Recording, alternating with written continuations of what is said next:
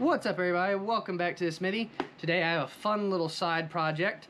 I was cruising around Pinterest not too long ago, and as you might imagine, I have quite a bit of Clone Trooper stuff on my Pinterest. And so one thing it showed me was an Instructable. It's an Instructable that lets you take this, the old 2008 voice changer Clone Trooper helmet, lets you turn it from this into a more realistic model, like my Cybercraft helmet. That's what I'm going to be doing today. I'm not going to turn this into a captain's helmet, but into one of my favorite troops that I'm not going to say who it is yet. I'm going to let you guess as I get further into the video. And I just could not resist trying this project because I love this helmet, but the way it looks really bothers me. And so when I saw this Instructable, I just could not resist. So that's what we're going to be doing today. I'm really excited. The pictures from people who've tried it before look fantastic, so we'll see how well I can do. Let's jump into it. First stage is to deconstruct the helmet. Surprisingly, the front half of this helmet actually has a good bit of parts and screws. Nothing too complex or difficult to take apart, but just surprising when you get in there to see how many screws and parts there are. I'm planning on removing all the electronic components to the helmet because at this stage I don't intend for this helmet to be advanced. That may change down the line, but for now I'm going to remove all electronic components and any unnecessary pieces to help cut down on weight and maximize the space inside the helmet.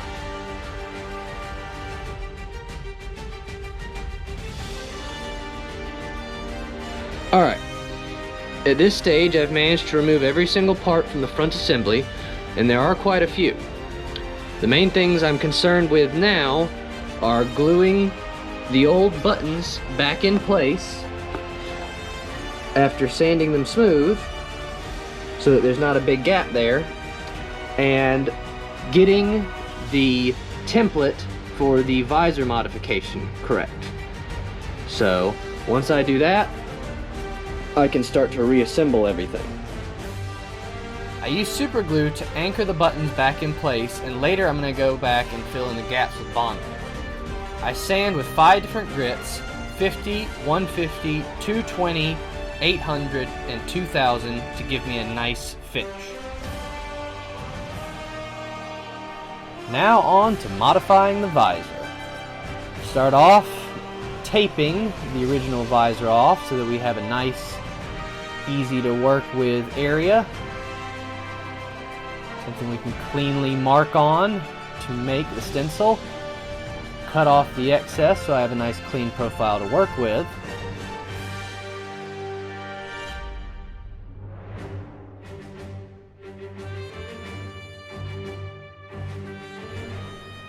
Reinsert. Start measuring and marking up the modifications. Now in the Instructable, it says that you shape up these modifications using Bondo. And that's all that you really do, is you put a ton of Bondo into these spaces and then spend a long time sanding them and shaping them. I decided I didn't want to do that. So what we're going to do is make the 2 stencils, transfer them over to a sheet of ABS plastic that's 1/8 of an inch thick, cut it out, heat gun form it to the shape of the visor, and that will take up the majority of the Bondo that would have been used otherwise.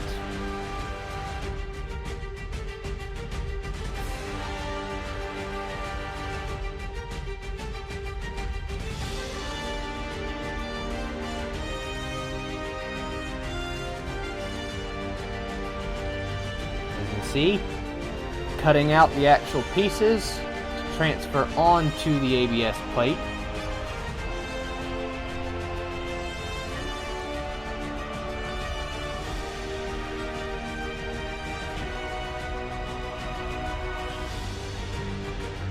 Pieces are marked out.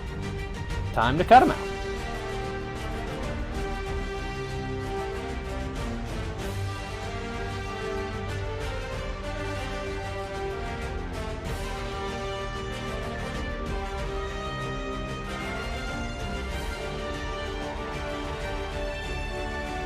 see here, I'm taking the heat gun and forming it to the shape of the visor, sanding down the edges, making things true and pretty, and then I'm using some super glue, just a little bit, to attach the ABS to the white portion of the plastic, making sure I don't attach it to the visor.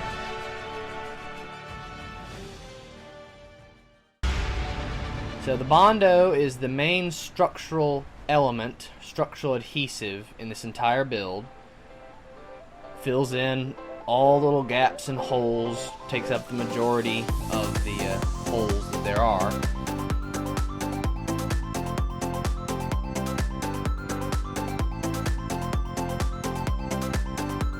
Once it dries, start sanding, and Bondo is difficult to sand, but it is very strong structurally, so it's worth it.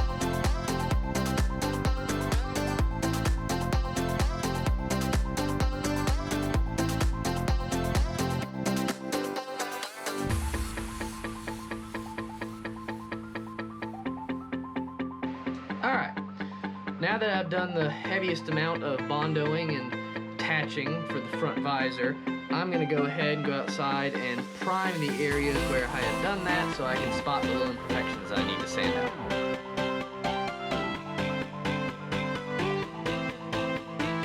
So I realized that the portion of the helmet in the top where the battery box goes takes up a lot of space, and it actually makes the helmet sit a little high on my head. It looks off when you're looking at someone wearing the helmet. So I decided I'd take the Dremel, cut all that out as much as I could, and then that I also needed to follow the Instructable's advice and cut out the faceplate.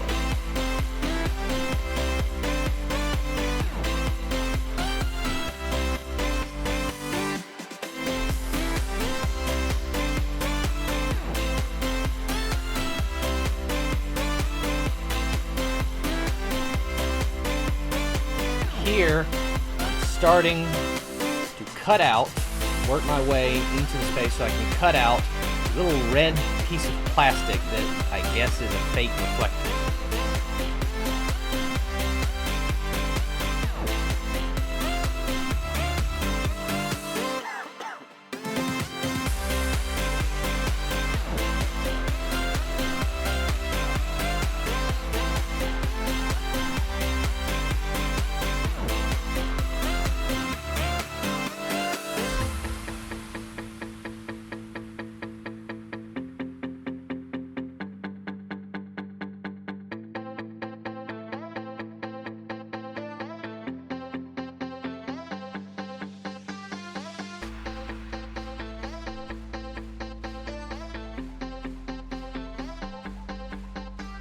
Here you get to see a bunch of before and after shots, just how well the Bondo did.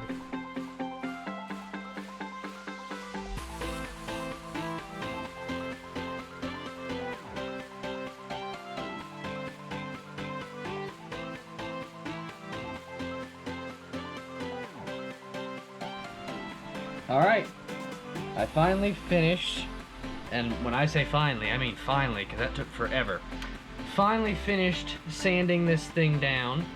I know it looks a little weird right now with this being white. It kind of throws off the look of a Clone Trooper helmet when this is white.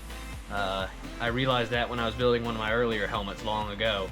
That black bar at the top of the helmet really kind of helps identify it, makes it look like a Clone Trooper helmet. But anyway, at this stage, you've seen that I have attached these ABS plates. I've bondoed them in and sanded them down. We'll see how they look once I put some primer on there, if that needs any more sanding. I really hope it doesn't. I've glued up a lot of the small seams that you don't necessarily notice all the time, but when it's painted that you should notice. Like in the Bondo, it's really a good material to work with. I've been very pleased, but it does take forever to sand, which is why it's one of the reasons it's taken me so long to get this video out. But this is looking really good so far. I've used Bondo and the super glue. Kind of used the Bondo to get things started, to fill in the major spaces and get things more or less roughed into shape, and then come back once I've sanded that down. I come back with the super glue and kind of get the details in. This is going very well. It's gonna look a little different once the primer's on there. The primer will show me any spots that I've missed, anything that I need to sand a little more of, so we're gonna do that next. You noticed this has come out. I showed that in the pictures. That is because the old one, or the original version, before I started to convert it, had a little red spot in here, and the thinking there has to be that they meant that to be a reflector. So I thought, I can do better than that. Let's stick a real reflector in there. So I cut it out, stuck a little Bondo in there to give it a nice, area, so that I can cut out and fit this reflector in there, and it actually worked. So that's gonna be a fun little addition, a little extra work, but it's gonna be worth it for sure. But at this stage, we're ready for priming, and priming will make it look more like a clone helmet, since it'll get all the colors, start to make all the colors look nice, and everything will start matching up again. You'll be able to kind of see this in more of a finished light. So without further rambling, let's get to it.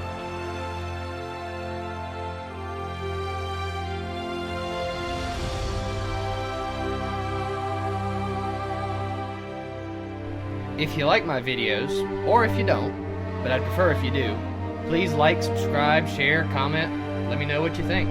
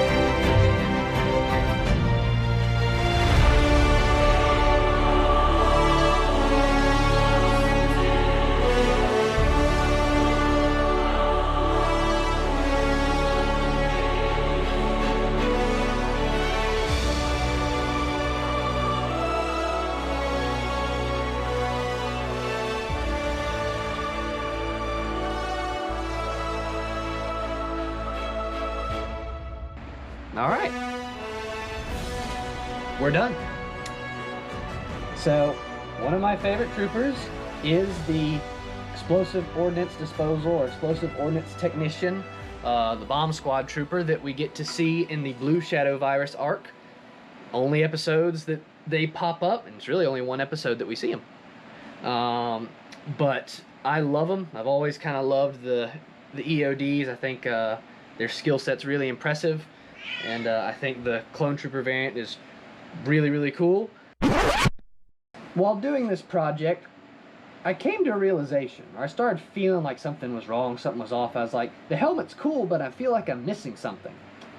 And then it hit me. I know what I'm missing, and I kind of want one. So I decided to make one.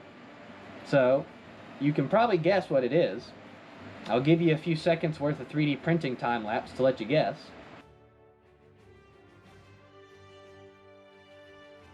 Did you get it? You think you know? Well, here it is. I designed and 3D printed the actual bomb canister from the show, from the episodes. Turned out way better than I was expecting. I think it looks fantastic, and you know, it makes the helmet feel complete. I'm pretty pleased with this helmet. It's not perfect. Might need to go back and touch up a paint line a little bit, but overall this thing looks absolutely fantastic. I'm so pleased with how it turned out. I did a few extra things that the Instructable didn't say I had to. I went ahead and added a grill, the metal grill that you saw behind the, I guess we call it the respirator area.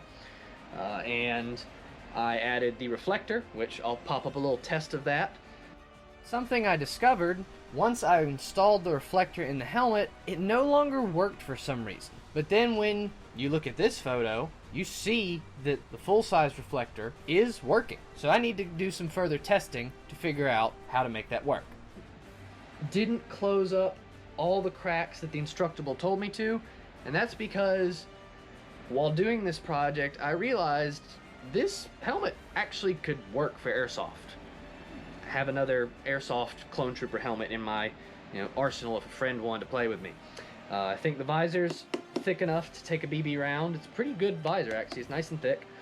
Having the grill there behind those respirator holes will stop incoming rounds from hitting you in the face. But then I wanted these open so that it was easier for air to move in and out and it didn't get so superheated in there. I did inside, now that everything is kind of emptied out and I cleared out a lot of space, I went ahead and took some of the pads that I got with my Kevlar military helmet, went ahead and stuck their little Velcro stickers on the inside so that I can put padding in there easily. And with this padding, it lets the helmet sit pretty much perfectly on top of my head. Now the helmet right now still bounces front and back, left and right a little bit.